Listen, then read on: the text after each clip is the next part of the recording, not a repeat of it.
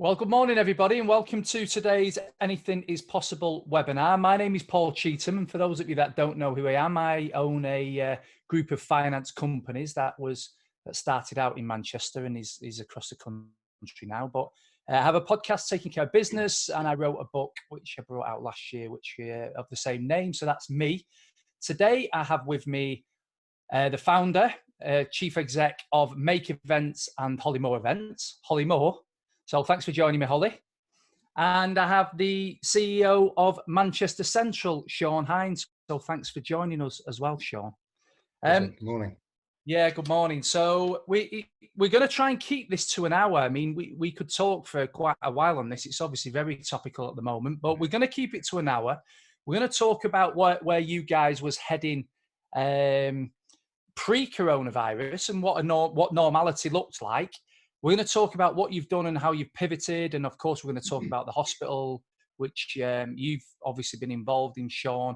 We're going to talk, Holly, about how you've been able to flex your business, which is, mainly around virtual events. And then, of course, what we're going to talk about is what we see normality looking like till the end of the year and then into next year. So that's how it's going to go. There will be a Q&A. So anybody listening, put your questions in the chat. We're going to try and do that from about 1:45. And as I say, we are going to keep it to an hour today if we can. So first of all, Shaun, do you mind just giving a brief intro for people? Yeah, absolutely. Look, good morning, everyone. As Paul said, I'm Shaun Hinds. I'm chief exec of Manchester Central. Actually, just about 3 years in. It was I was away on holiday actually 3 years ago to the day on this very poignant day in Manchester, actually, 22nd of May, as we all know. And that was my sort of entree into the job that I then took on about a week later. And it's an incredible business. We'll talk about the business as we go. But prior to that, I came into it from a background of property, hotels, apartments.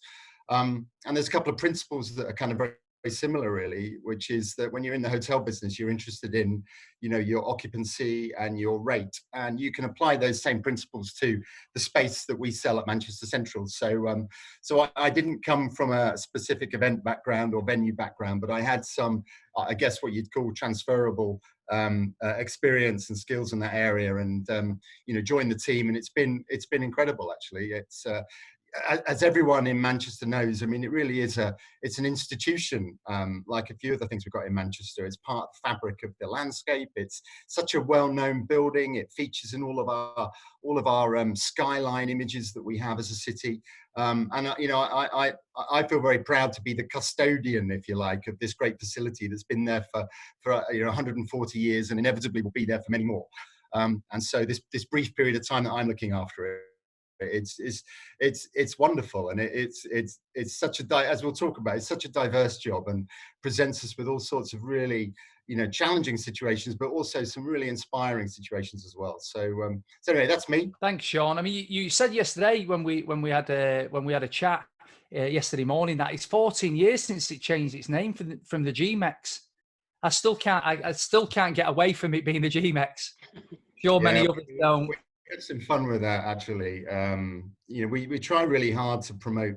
The thing about the GMEX is the GMEX was only part of the building, and it occupied a time in history that's really valuable, actually. And many people have got incredible affection for concerts they went to at the venue back in those days.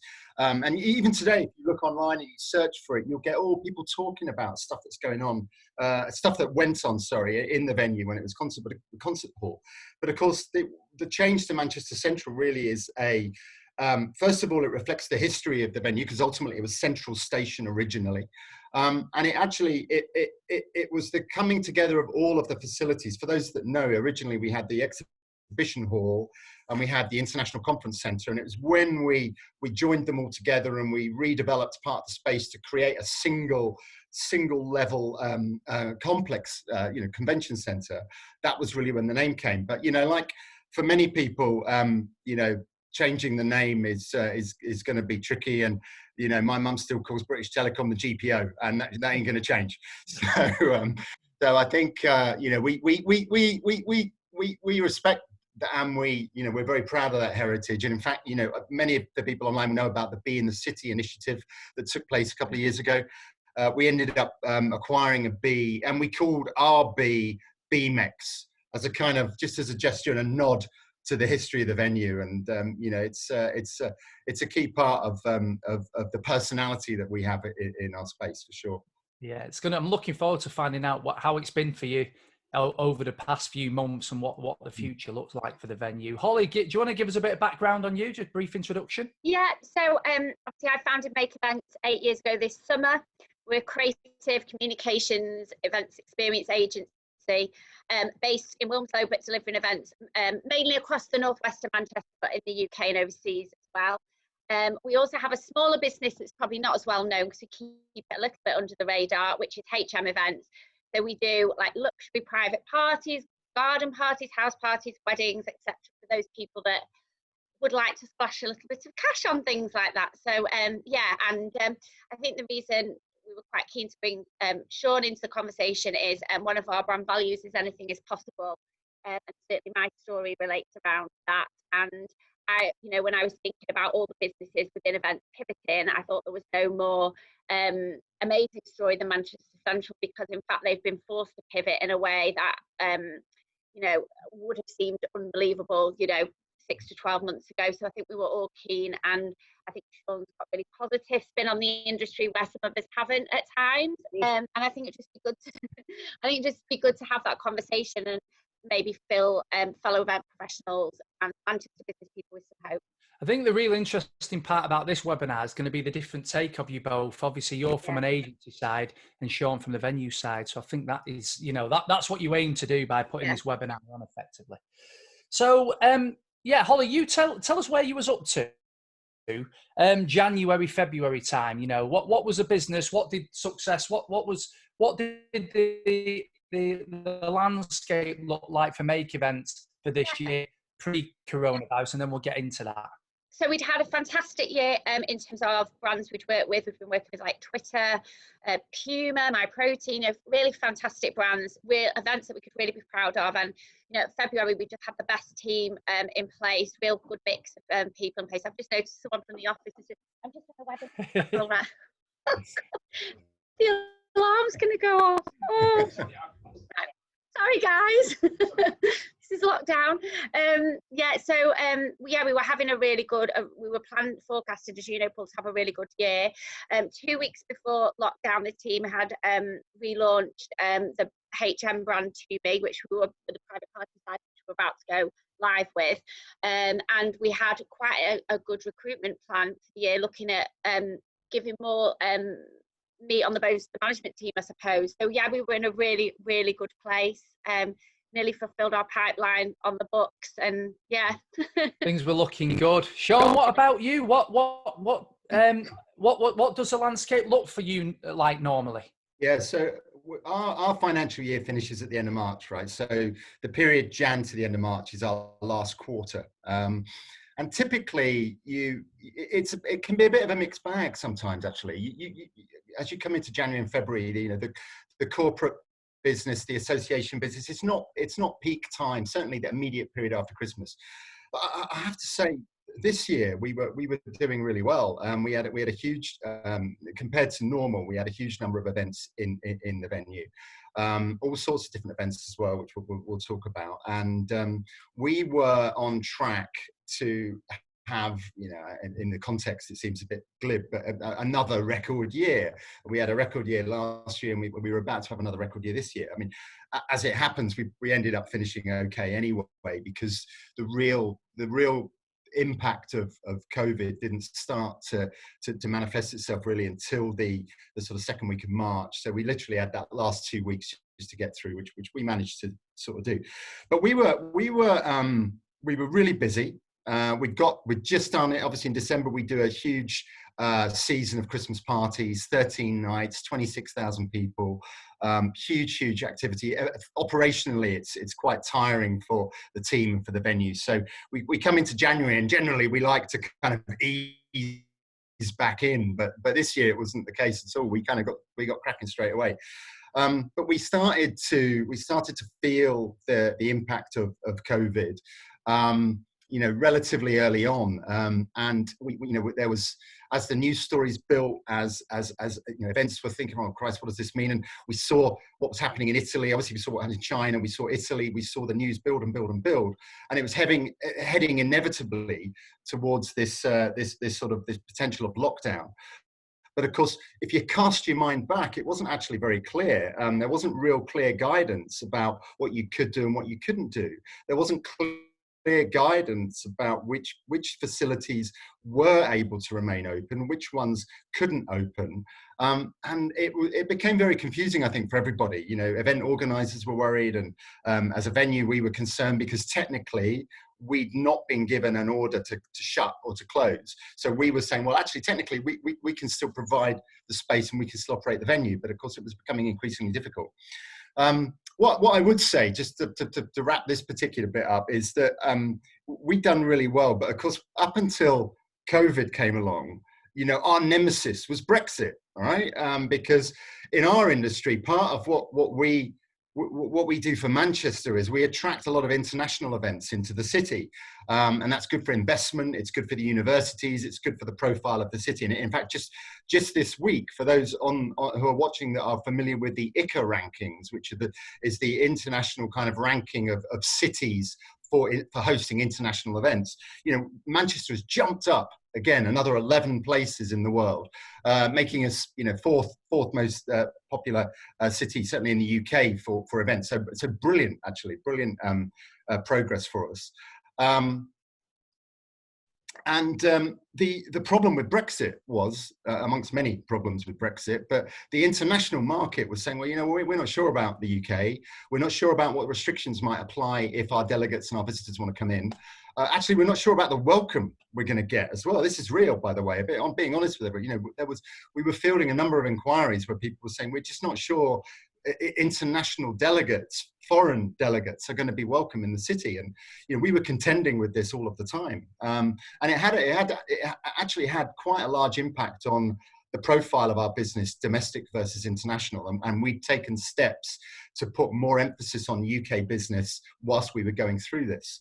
And of course, now the prospect of international looks even further away because of measures such as quarantine and other stuff that we're going to go on to talk about.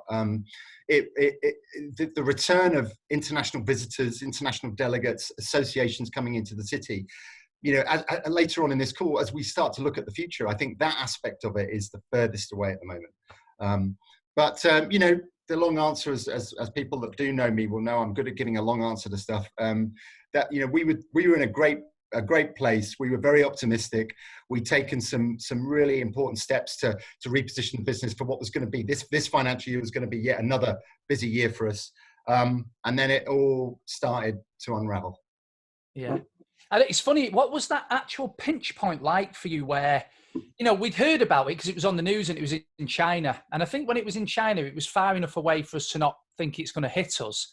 Or that, at least that was my thought. At what point did it really start to pinch with you? And how was it in that position where, and I don't want to get all political here at all, but there was a point where venues, whether or the Premier League or whatever, decided to lock down well before our government made the decision to lock down, and actually certain things have decided to open up before our government officially gave the stamp to open up. So you must have been caught in that devil in the deep blue sea. Well, I'll tell you, when it started to get real was when Mobile World Congress cancelled in Barcelona, because that event cancelled before the city put any measures of lockdown in.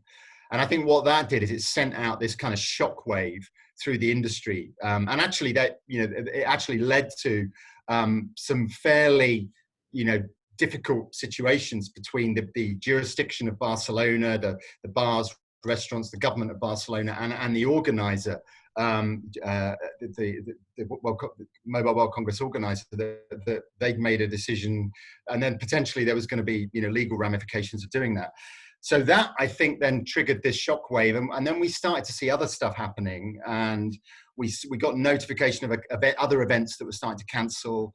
And then for me, when I think Switzerland was first out of the block with a ban on large-scale events. And the biggest event that they had on the cards was the motor show. And then when that cancelled, again, that was ahead of anything that was happening over here.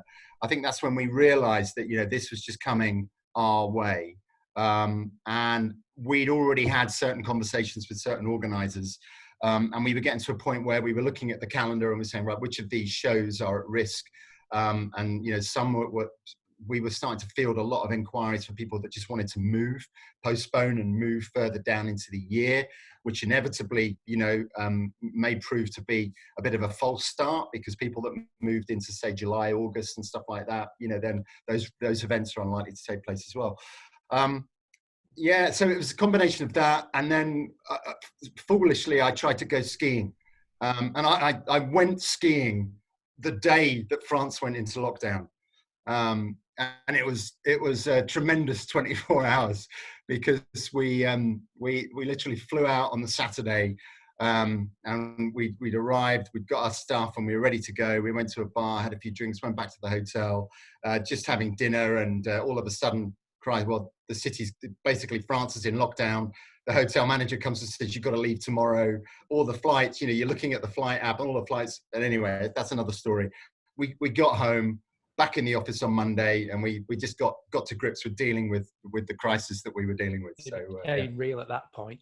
Holly, I'm hoping to catch you not in the midst of an alarm going off there, but yeah, it probably, if it does, I'll just flick onto mute. Okay, no problem. But what was it like for you? When did it start hitting? When did it cancelling, and did you start to get concerned about it? It was really, so if I went into lockdown properly myself 9 weeks ago on Monday, so it was kind of about 11 weeks ago. I mean, I can't even remember the days, but yeah, we were delivering events up to the end of March. We had a very busy January, as you know, Shaun, because we had a number of events at your place. So yeah, they were still happening that week when some agencies were talking about cancelling. Some were still happening towards the end of March, I think mid-March.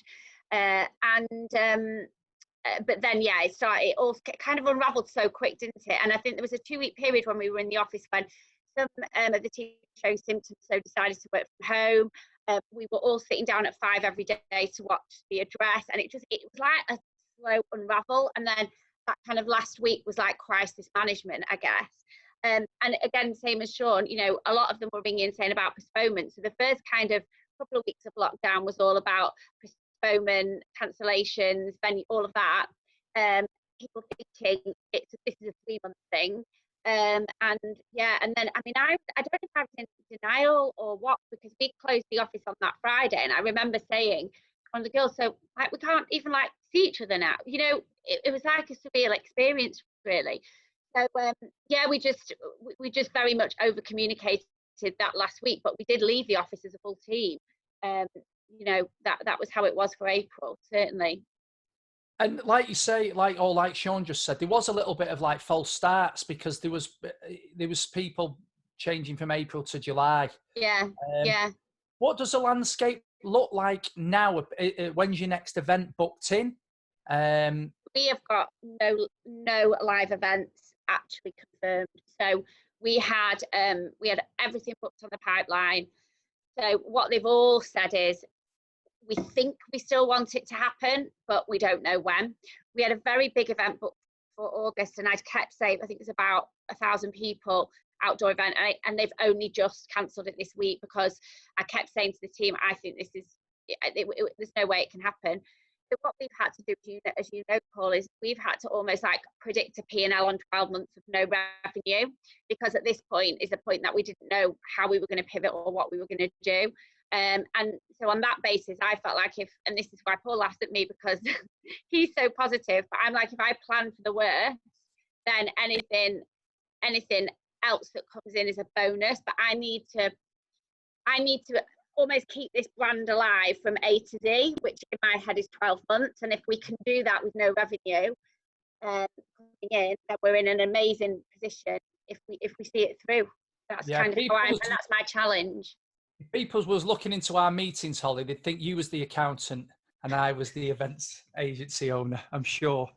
But yeah, so that's interesting, because I spoke to you not long ago, and you still had effectively there was hope, I wouldn't say confidence, but there was certainly hope of events in, I think, July and August, you said. Yeah, And no. not that you were saying that, but the client was still hanging on to see if they could get it in. But, you know, so that's been cancelled now.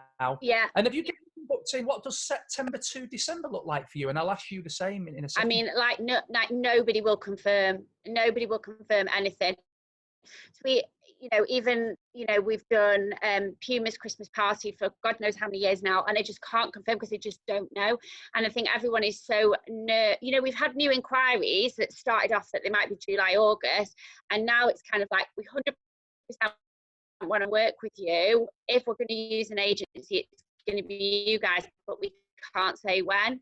And that is the conversation that I'm having. I mean, we had a big event booked, which is biannual event booked in Central for September, and not even like they're saying, well, we'll book it for September 21. They're too nervous to even do that. So, which is why, and I think, you know, I mentioned the private side before, I believe that the private side will start to come back quicker, and whether that is, you know, smaller garden parties or, you know, things like that, I think that side will come back quicker because there will be that that need to be with people when things are relaxed. But I think companies are so dictated by their health, you know, they're terrified of them being the company that goes forward first and then they have a you know, an outbreak. And also, obviously, a lot of industries are challenged. So is there the money there? You know, are people just, I mean, I know there'll be a lot of event professionals watching today. There is a feeling within the industry that we just write 2020 off. That, and I'm not being negative. That is literally, I'm actually being positive, because if I was being negative, I'd be like, well, we'll shut the doors now. I'm not. I'm saying I will keep this brand alive until events come back, and in the meantime, introduce other products and services to the mix. So that's kind of where my head's at the moment. Well, I'll bring Shaun in a second to talk about that, his ideas on that. But let's talk about the pivot that you've done then, because obviously there was a time where you were scrambling around what to do, and then you got yourself together and you kind of got a strategy and a pivot. Talk to us about that. Your first event was last weekend, wasn't it? Yeah, I feel like I'm the slowest pivoter in the whole of the world, but you know, like obviously the first month was sorting out the business, and then we stripped the team right back, and I am much better working with people than sat behind a laptop for sure. So what I didn't want to do is, I noticed straight away a lot of event agencies, you know, were doing the virtual experience and webinars, etc. And I have always had to be hugely passionate about what I do, and I couldn't say, oh, we're going to do virtual events just to tick a box and get some extra revenue, because it wouldn't have been authentic. So myself and the team spent a lot of time with our partners we work with, researching virtual events and how they would work, and trying to understand what could we bring, because Make Events has always been about creating the ultimate experience. So how could we bring people together that would feel as engaged and that they'd had an experience online as we would in a live space? Because taking away so many of the senses by being in this environment, that the senses that we are experiencing have to be heightened to make this, you know, to be a Make Events experience. So we then all went to a virtual conference, which is Rachel Hollis, who's like a motivational speaker in America. We all went. It was 8 hours worth of content, and we were so chuffed because we realised the way all the platforms she'd used had been and it was global, all the platforms we've been researching and all the things that I'd wanted to do. Like, we're quite well known for all our gifting and things like that we could do digitally. So once we'd done that, which was about 3 weeks ago, as a team, we were like, right, we know we can do this. So we then got the opportunity to do a charity event for Seashell Trust last Saturday. So we did Strictly Lockdown quiz. We had celebrity endorsement, celebrity host, and we ran it from, you know, live, pre-recorded, to all the mediums. Everything. We have to be able to do something that's over and above this environment and the Zoom environment. There's no point in doing it otherwise. So we've done that. And then we've also looking at corporate gifting, so very bespoke, super cool. Another brand value is magic touches, and we've always had tangible pockets full of wow in each event. So we're now kind of doing those for clients straight to their door. So it might be a make it better pack, which is really bespoke and branded, that people could gift their clients and teams with. And then also our studio that we've always had, which is graphic design, animation, artwork, video, photography. There's still a massive need for that. And And then we're going to launch the HM Events brand a bit quicker than we were going to. I don't want to bore you too much, but yeah, I feel like I've been super slow. But at the same time, and I don't know if other businesses are feeling this, shrinking my team to keep the costs down so we can keep alive for as long as possible. But at the same time, when you're getting a new idea off the ground, you need people. So it's that fine balance of what do you do. On a positive note, you have had some inquiries in the last week or two as a result. Yeah. So yeah, we're pitching. I think we've got about 5 live inquiries for virtual events who are like, yeah, because I think the big companies are scared of the tech side. So we definitely can support on that. And then they know what their message is and how they would run a live event, but they're not quite sure how to bring that onto this platform and to get the engagement and to get people coming, getting people to accept the invitation basically and then stay online. And on Saturday we have 300 households booked. I think the engagement stayed at 275 for 2 hours. That's really good stats, but that's because the content was good and it was fast paced and it used loads of different mediums. Yeah.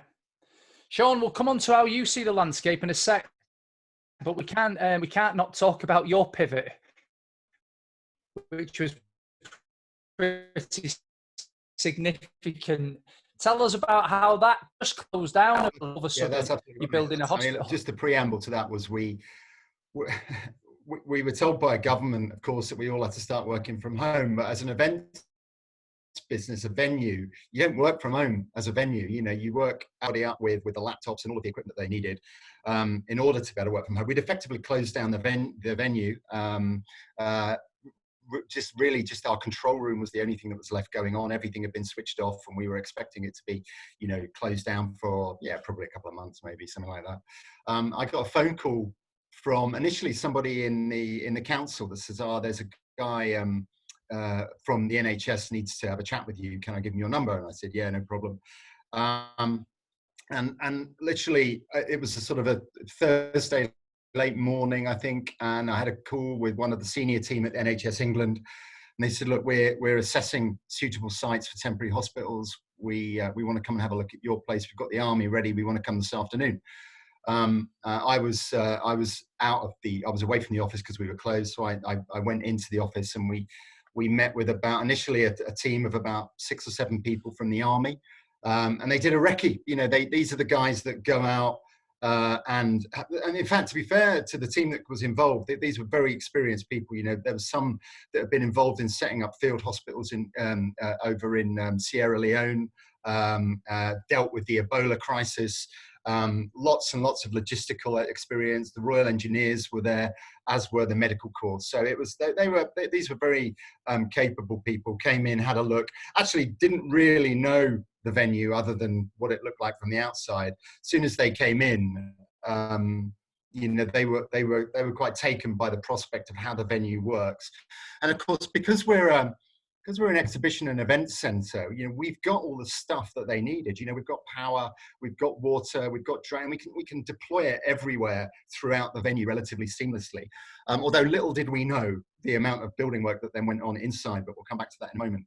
But then we had this really crazy weekend because we had to effectively gear up over the course of a period of time from sort of Thursday through to the following Monday, where we were going from zero to basically full on in that space of time. And what was interesting for myself and two or three of my team that were actually directly involved in that was the simple things to begin with were what was important. All of a sudden you had 150 people coming to the venue that needed to work. They needed to set up offices. They needed to do presentations. They needed desks. They needed Wi-Fi. They needed power. They needed feeding potentially. But we'd closed the venue down, so none of that stuff was open. So we had to sort of scramble around to get everything back up and running. And our job initially was actually creating the environment to enable that project team to get working. And we went from initially 6 or 7 people, to that Monday or Tuesday, we were up to about 150, 160. By the Wednesday, so about a week after that initial call, we were now at 500 people working 24 hours a day. And it was look, we could do a week of webinars on how that project was undertaken. But the NHS has a machine that they kind of deploy because, of course, they're dealing with building hospitals, managing hospitals, they're dealing with the states, they're dealing with facilities all the time. And in the same way that we work with an event organizer, our job as the venue was about facilitation. It was about providing them the environment to allow them to do their job. So they'd appointed the main contractor, they'd appointed the subcontractors, they'd appointed all of the people that were going to be involved in laying the flooring and stuff like that. And what was interesting, and if I just pause for a second, when all of this unfolded, you know, the events industry was absent from any of the definitions that the government was talking about in terms of businesses that couldn't do this and couldn't do that. When they announced the package of measures, the event industry was not there. Event facilities, venues were not there. So could we get rates relief? Could we qualify for the furlough scheme? It wasn't clear. Yeah, it was quite interesting and ironic that it was the events industry that ends up being at the forefront of the response to COVID, because it was our spaces and a lot of the people that were involved in, you know, building the temporary structures inside the venue for the hospital, not necessarily in Manchester because that was a different company, but certainly in Birmingham and in Excel, they are event industry contractors. So it was our industry once again that had come in and helped to create those facilities. And then in terms of the workers inside, it was the people that were volunteering and looking for temporary work opportunities in cleaning, hospitality, portering, all of that. They were event people. They were people that would otherwise be service industry staff or working as cleaners with us or working as event support, you know. So it was fascinating how we were so missed from the beginning. But in the end, we became part of the solution. And it was, the process was managed by effectively the military, although there's a technicality because Deloitte was involved, if you like, as an overall project management facility. But like I say, 500 people working 24 hours a day, probably about 9 or 10 major contractors involved in facilitating the reconstruction. And what they did, you'll have all seen the video. I think people watching will have seen the video that you posted, Holly, which thank you for that. But I mean, it just an amazing transformation. Every surface was pretty much covered with new flooring. Existing flooring was taking up. Temporary walls were built. There was a bit of discussion about whether the facility needed oxygen or not, and I won't go into the detail as to why that was. In the end, the oxygen was installed. That was a big, and anyone that sees the venue now, you'll see that there's 2 large oxygen tanks at the rear of the venue that's feeding the forced oxygen into the facility. Additional shower blocks were installed both internally and externally. I mean, we see transformations every day when it comes to how events rebuild their facilities, but this was just off the scale. How long was it? From taking the call to opening, how long? What was that time period? Weeks? Just over 2 weeks. It was about 2 weeks and 3 or 4 days. We handed over the facility on Easter Sunday, so that was midnight Easter Sunday. It technically became a hospital. So that was the 12th. We started in earnest on about the 26th, 27th, something like that. So yeah, just over 2 weeks. I mean, some things that you know will stick with me. One was, you know, the army would come and they would be in their full camo gear, and they'd be walking around the venue in camo gear, yet with a high vis top on, which I thought was somewhat somewhat strange. So that was good. But the other really interesting thing was we started out with the construction and with managing 500 people in the space. We were doing social physical distancing. So the way that we set up the catering points, hospitality points, the way that we reconfigured our auditorium in terms of capacity, that was in tune with physical distancing measures, which the army initially instigated and then we supported. But we developed the queuing systems. We developed the protocols for how large groups of people, 500 people, could get fed in a lunch hour, how you could present to, you know, 250 people in an environment that was safe and met all of those measures. So we actually had a real immersion into how that might work.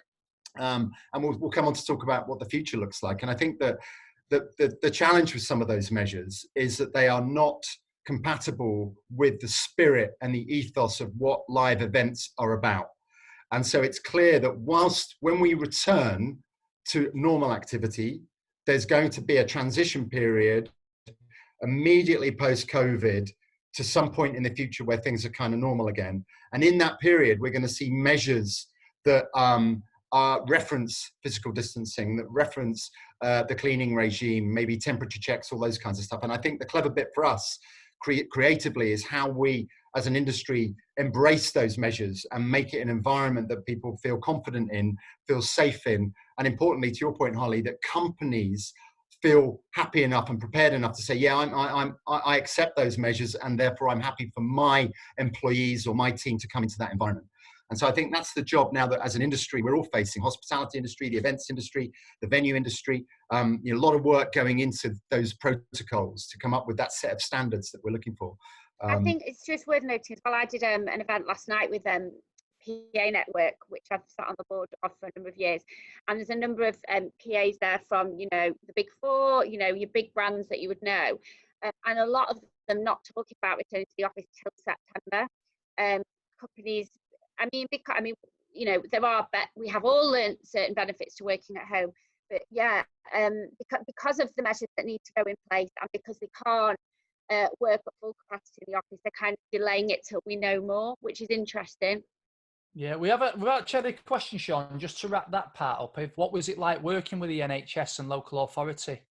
Yeah, so really quite fascinating. The facility is run by Manchester Foundation Trust hospitals. That they ultimately are responsible for it, and they appointed a senior team. There is a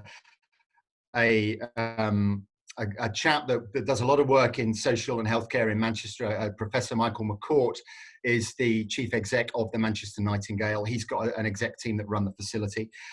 They all effectively work up into Manchester Foundation Trust. In terms of the facility itself and how it worked, they run that. In terms of our role working into that, we work with NHS England. So the conversations I have are with the chief financial officer of NHS England and 2 or 3 of his senior team that are responsible for managing facilities and the environment. But what I will tell you is that in our industry, in the events industry, we're a kind of can-do, get stuff done industry. We're faced with a problem, we take it on, we fix it. The NHS, quite rightly, has a set of procedures and, if you like, a playbook as to how things happen. And it was really interesting to see the dynamic between the army and the NHS. And this is not a criticism, by the way, it's just an observation, whereby because of the consequences of healthcare, the NHS has to do things absolutely by the book in a certain way. Whereas the army, and their mantra is, you can have as many plans as you like, but once the first shot is fired, they all get thrown out the window. And the coming together of the army pushing the pace and the resolution towards, we've just got to get this done, and the NHS, which is saying, well, we've actually got certain criteria to meet, we've got procedures to fit into, we've got sign off, we've got authority, we've got all of this stuff. And it was an incredible lesson in project management when you're dealing with literally the 2 extremes of how things come together. And in our industry, we're used to, as I said a minute ago, just getting stuff done. We're empowered, we make decisions, we make things happen. That was a very different environment when we were building a hospital, quite rightly as well. Yeah. To be fair. So obviously Holly's talked about her events July and August now cancelling out, and having nothing in the book really now. That's guaranteed. Obviously, you've got a hospital there, so at some stage they're going to come back to you and say, hopefully we don't need it. Hopefully there's no second.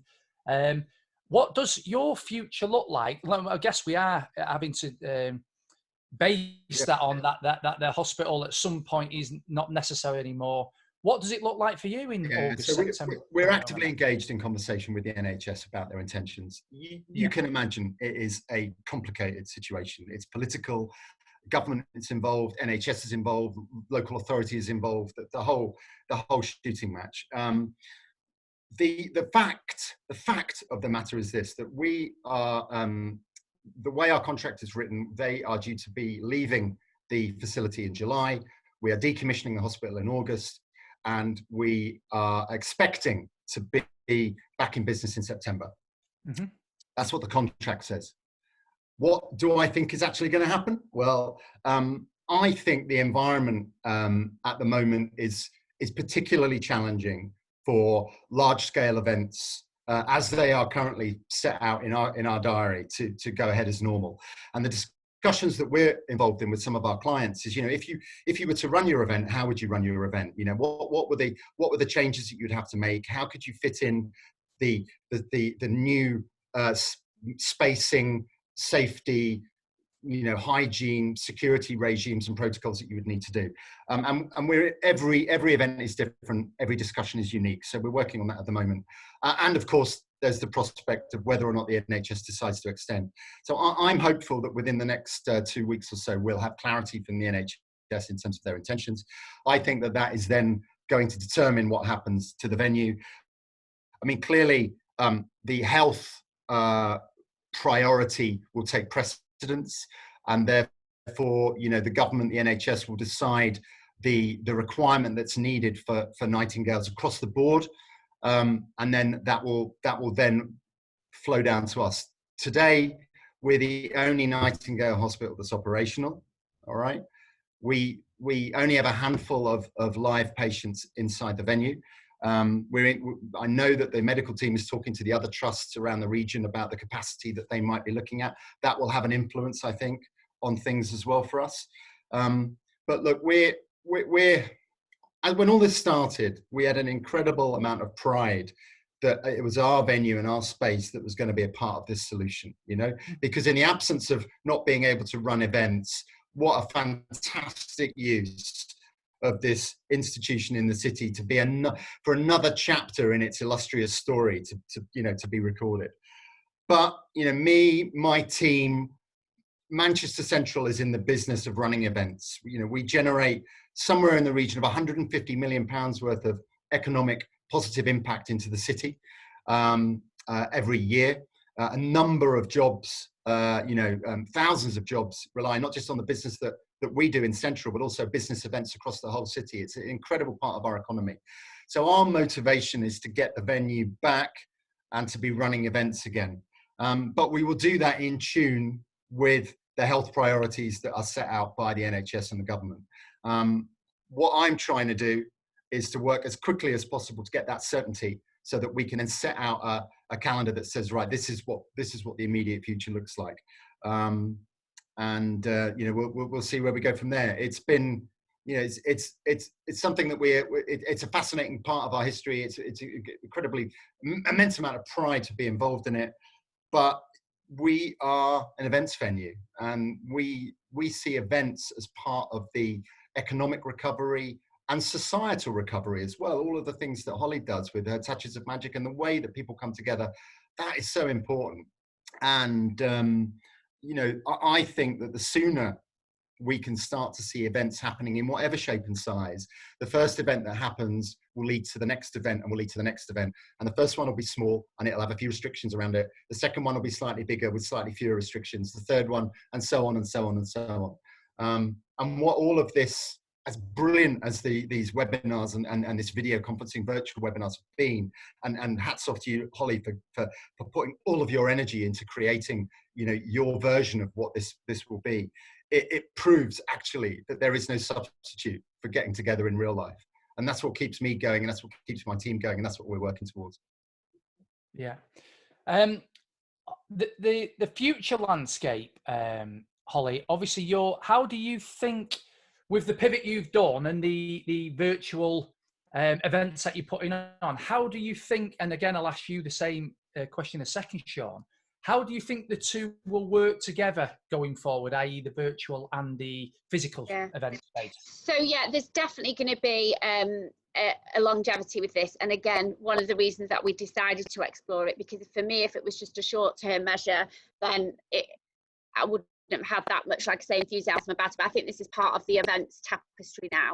So we're seeing clients saying that they will potentially retain 30 to 40% of what would have been my business essentially live as virtual.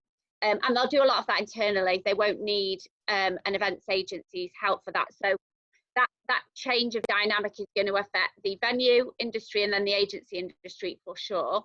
Then I think what we'll probably see is a little bit of a hybrid. So I think that there's going to be a nervousness about bringing large amounts of people together. So for example, where we might have done an event at Man Central for 1,000 people, we might now be saying, well, that space can only take 500. So what does that look like? So is it going to be that geographically, when a company wants to bring a large group of people together, they will stagger them over the country, have some live content delivered simultaneously with maybe the main keynote or whatever that looks like streamed in? I mean, when I worked at AstraZeneca years ago, that would be something we did anyway. So for example, if we reached a milestone in drug discovery, we might celebrate that milestone across multiple sites and live stream so we could all see each other, but they would all be having an identical event at the same time. And there was quite a lot of joy and like celebration within that framework. So that's how I see things working. It's also going to bring opportunities in the sense of, like, I can even use Make Events as an example. I've always wanted to have a particular speaker from Starbucks from the US come to speak to the team, but it was cost prohibitive for us. Had I ever considered that they would get as good an experience if that speaker broadcasted live to us? No. So that brings opportunity in that sense. But I think what it's going to do is affect, for us certainly, the way that we plot our pipeline and our revenue and our profit margins, because, you know, Shaun and I had the discussion the other day that does it mean that room hire is going to go up? Is day delegate going to go up? Because they can't sustain as many people at the same time, but we'll probably need the same amount of service staff to manage the additional measures that are going to have to be taken, such as food service, drink service security. So yeah, it's going to be interesting how it all plays out. It is. I've got a client that was in the fastest growth at 100, and you get invited to Richard Branson's house. So we went to his house. It was like a year ago now. That's flown, but Richard wasn't there. He was on a screen. Whilst it was okay, it wasn't quite. Richard was there, and we didn't quite get to sit and chat to him. So I think there's always going to be, and I'm pretty certain Shaun's going to back this up, there's always going to be that need to be face to face, and that live event space is never going to go away. 100%. But I do think you're learning that there's going to be a bit more of an amalgamation and actually an enhancement of the overall experience by plugging the two, the digital, the virtual, and the actual live event space together. Yeah, I think so. And you know, there's a story and that's very much part of our brand, which is if you read the book Onward by Howard Schultz, who was the original founder CEO of Starbucks. And when they were going through a bad patch, Starbucks several years ago, his stakeholders said, you're not doing your leadership summit. We're not investing money in a big live event when the company's struggling. And he was so passionate that if he wanted to deliver this new strategy, he absolutely had to bring all these people together in one space. And he went against all the advice, and he had this massive leadership summit to deliver the new strategy. And it was the start of Starbucks' upturn again. And so I do believe, as Shaun says, government and NHS restrictions, we because everybody has had to change the strategy. The strategy that you had at the start of the year is completely changed now. Now, to really embed that into people's minds, your team, can that be done in this environment? Because actually, we need people so digitally fatigued that I think, maybe there won't be all bells and whistles that we used to. Maybe they won't look as fancy, but I definitely think that getting people together and delivering that message is going to have to happen. Shaun, how do you see the two dovetailing together to create better experiences? Yeah, I agree completely with what Holly said. I think if you take sporting events, right, there's a value about being there, whether it's boxing, football, athletics games.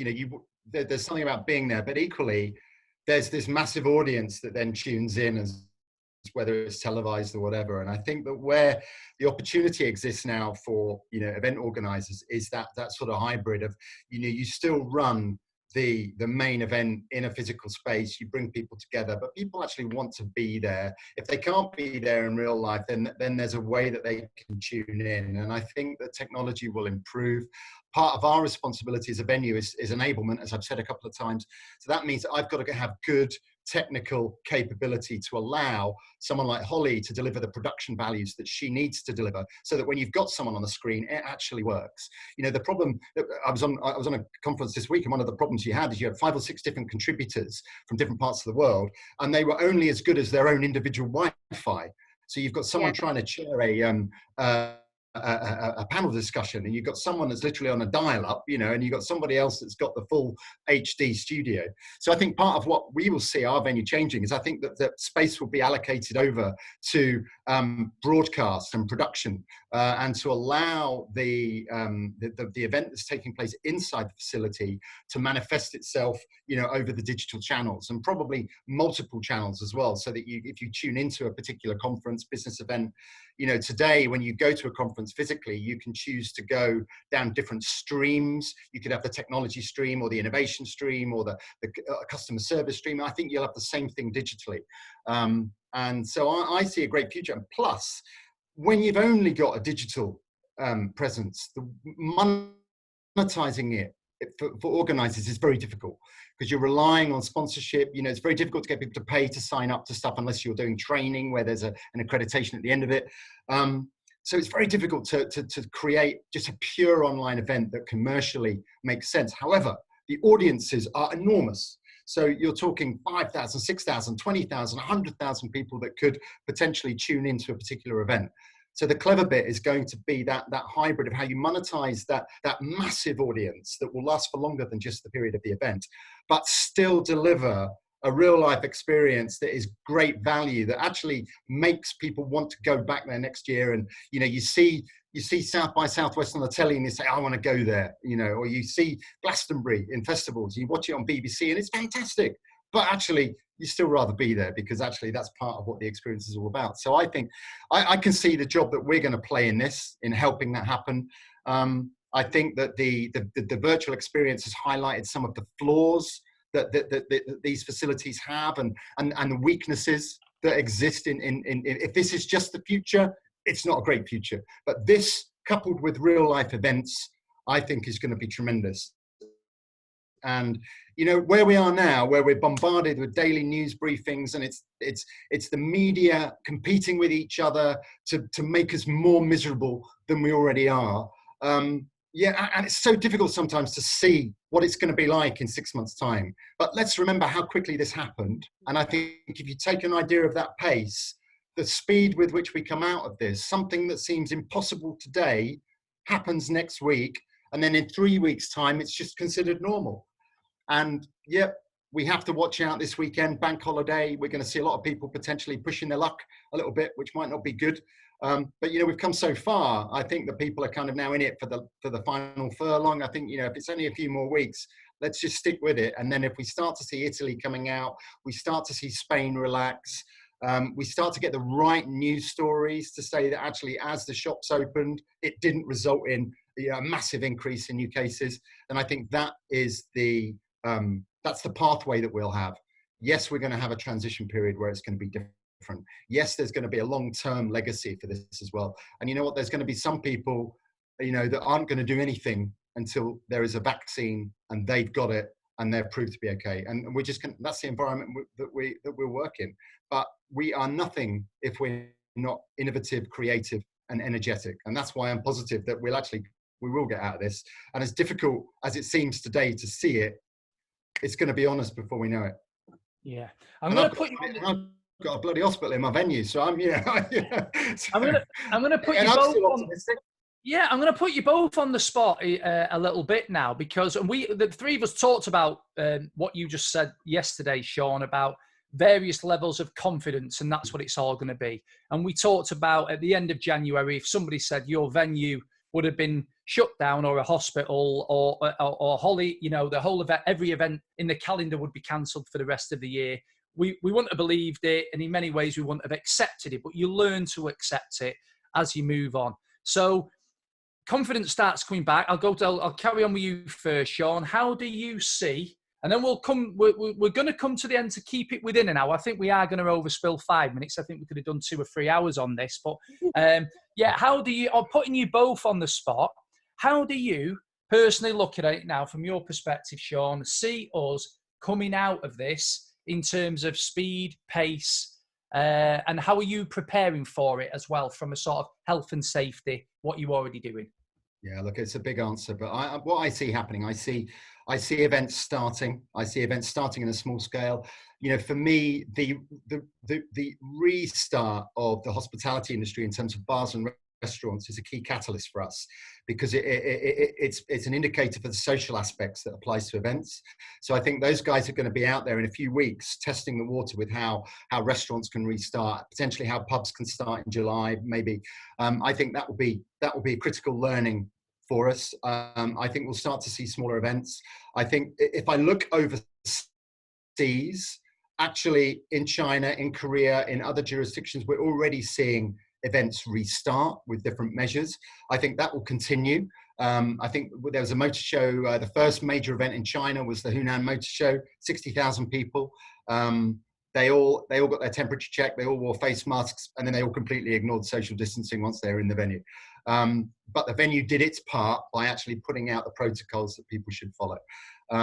I think that we will continue to look at the health and safety measures that we can implement that are feasible and realistic for our industry. Some detract too much from the experience, and I think in those circumstances, people will say, you know what, if that's what we have to do, then I don't want to do it. I'll wait until I can do it properly. And I think we will see that, to be fair. But you know, you can't keep the industry down, and so we'll see small events start. And once an event of 50 people starts, the next one will be 75, and then it'll be 100, and then it'll just go and go and go. And we are only in May. You know, we've only been in lockdown for 8 weeks. We're talking about September, October. We're talking months away. You know, as soon as we get to October, November, the only story that people are going to be talking about is Brexit again. So we should look forward to that, because we missed it. Because you know, no one will be worried about the virus. We'll all be worried about Brexit again. So you know, and that's the media story too. So that will, you know, look, I'm joking a little bit, but it will actually help with the confidence, because you know, a lot of the medical enhancements around the vaccine and the treatments will have advanced as well. And like I say, what seems impossible today will be normal in 3 weeks' time. Holly, what do you think? Yeah, so like I say, I have a huge belief. So if I'm going to talk personally in our business, although I've had my wobbles, as you know, Paul, and looked at various options, do I think the make events can survive? Yes, I do. I have been really clear with the teams. I'm sure all of the managers, leaders, business owners have, in that, you know, what does the organisation chart look like going forward? I can't say at this moment in time, because it will be a different business. And they're all aware of that. You know, I've kept them in the loop with everything. I think one thing that I'm reading a lot about is the incentive market, which is great for the UK actually, where incentives used to be very much about going overseas, taking people going overseas. It's going to be, and incentives will still happen because it's smaller groups. So for those of you that don't know, a sales team might be incentivized that they go on this trip of a lifetime if they hit their target. It's going to be even more prevalent to be, we're certainly looking at it, to have really clear quantitative financial targets for the whole team going forward, where sometimes maybe that wasn't our main driver. So I think incentives will be, will come back round, and they'll be easier to manage because they're smaller groups. And the stats are saying that that's going to very much benefit the UK market. So where you might have taken 20 people over to Dubai, maybe you're taking 20 people to Soho Farmhouse, for example. So that's nice, and that's an interesting piece of the events industry for us. And I think, yeah, I think you're right. I think there is going to be that certain companies that won't do anything until a vaccine's available. And yeah, I think it's going to be a slow start, but 2 years. You know, and it seems negative, but two years from now, I would say we'll be back to where we were 100%, because if we're looking at 18 months of vaccine. So it's just about holding tight and, you know, believing, everybody listening, believing in your brand, believing in what you do, and believing in your team, and offering them a way forward. The large majority of people, we did say we keep to an hour, but 98% of people are still listening. So we're just going to keep going for another 5 minutes. There's no point. Yeah. There's no drop off here Ooh, at the isn't end. that good? Time's swimming on today, though. Surely that's going to.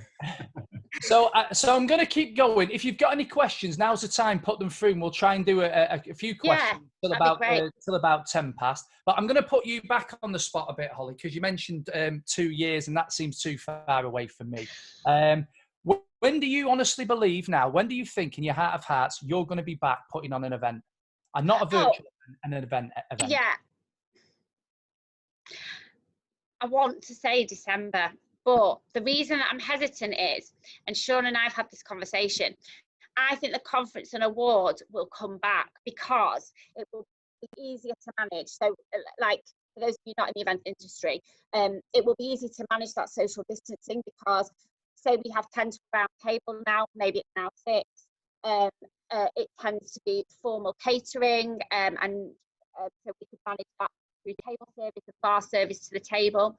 So I think where we're going to struggle is that celebration market, because you can't put on a party and say everybody stand 2 meters apart. I mean, you can't have like dots on a dance floor. Do you know what I mean? And yes, there will be, you'll put on a conference and the social distancing will get ignored, but there will be visible and formal measures that we can take.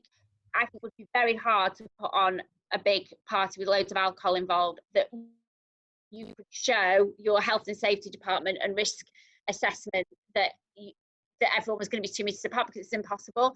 So although I want to say December, is it going to be smaller groups, formal lunches, rather than these big parties? Yeah. Shaun, I'll say that we'll do some live events before the end of the year, if that makes you happy. Shaun, I'm going to go more with you. I honestly think what's going to happen is I think the advancement in the testing is going to be rapid. And I think you're going to be able to, I think we've got to get on aeroplanes at some point soon. And I think the only way to do that is to walk on an aeroplane knowing you haven't got the coronavirus. I think it's as simple as that. And I think that's probably the same to a degree for large scale events. And I think it will be as simple as they've announced this morning, or I think it was last night. And the big discussion point today is, swab testing and get your result within 20 minutes. And I can see events going ahead September-ish of a reasonable size and a reasonable scale. But you'll have to walk in and have your 20-minute swab test. That's how I think it's going to be. What do you guys think, Shaun? What do you think, Shaun, on that, on the testing side? Yeah, look, I think that's the one thing that counters, if you like, coronaphobia, the fear of the virus as much as the virus itself. And that will be, for various reasons, either personal choice or corporate policy. That will be one of the reasons why the attendance is suppressed. So I think that I hope that the pace at which whether it's the vaccine or treatments can be developed actually continues to go at the rate it's going at the moment, and that we're able to put this one behind us. I mean, the thing is, though, if you look at things like SARS, there still isn't a particular vaccine for SARS. SARS is still around, but it's just gone into the background. And you do wonder where COVID will go of its natural course. At the moment, clearly, we've never seen anything like it. So I think it's difficult, and I'm not going to attempt to try and predict anything around those lines. But there are so many variables that could take place. Our job is to do whatever measures are feasible and practical to ensure that you can give confidence to people to want to come into a space, because the last thing you want to do is to encourage people to get into space and then for them to feel that they're at risk or anything. And of course, listen, we have to bear this in mind as well as organized, particularly when it comes to public events. You're under scrutiny, right? You put on a space, you're under scrutiny, both as the organizer and as the venue. The people will be there watching, and the world we live in, people will be looking for flaws and failures in process. And so we've got to do something which we can deliver consistently, something which is not too oppressive, if you like, that it actually ruins the whole experience anyway. So, whether it's temperature checks, whether it's the track and trace technology, which seems to be getting a bit of momentum, especially here in Manchester as well. And these things are going to come to the fore over the next 2 or 3 weeks. Interesting, like if we I'm just looking on the screen, and one of our viewers, Imogen, has asked us a couple of questions under the Q&A. Yeah. And we're just talking about these measures now, actually. But yeah, I think there will be additional measures. I think things like access control, flow direction for exhibitions, capacity. What we're talking about is crowd density. So the numbers of people in a particular space and how you arrange that space to manage crowd density. You know, what's your gut feel on that? What's your gut feel on like a percentage wise of a capacity? That have you got any idea? Yeah, 2 meters, which is the number everyone's talking about at the moment, is unviable. It just doesn't work, and it won't work, because if you try and implement it, it just won't happen. You know, I think a meter is different. I think that the prospect of wearing face masks in gatherings, I think that will be part of that transition period as well. As you know, as difficult as that might seem, I suspect that may be in the same way that to go on a flight, you'll have to wear a mask. It could well be that we see stuff like that. We may be checking temperatures as people come into the venue. We're actually looking at automated camera scanning as well, so that you can actually monitor large groups of people coming into a space.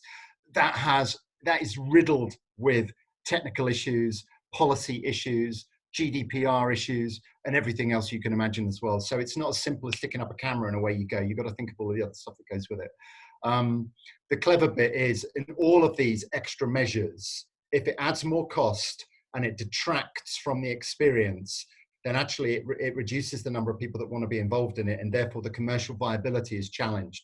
And that's the clever bit for us as an industry. It's finding that pathway that says it's still commercially viable, but actually it's safe enough. And that's why I think we've got this transition period where we've really got to be clever, where we've got to find ways that actually work.